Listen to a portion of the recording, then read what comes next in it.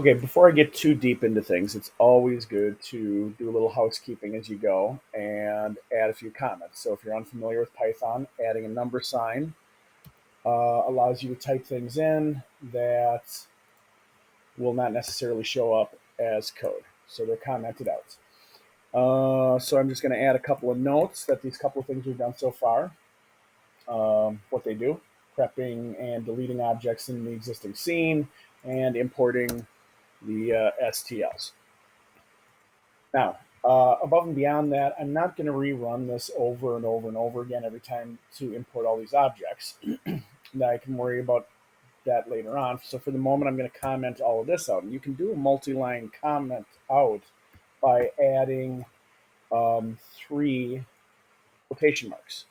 And then to end that, likewise, you can do three quotation marks.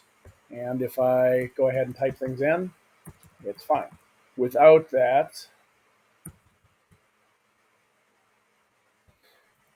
the commenting out continues until you tell it to stop.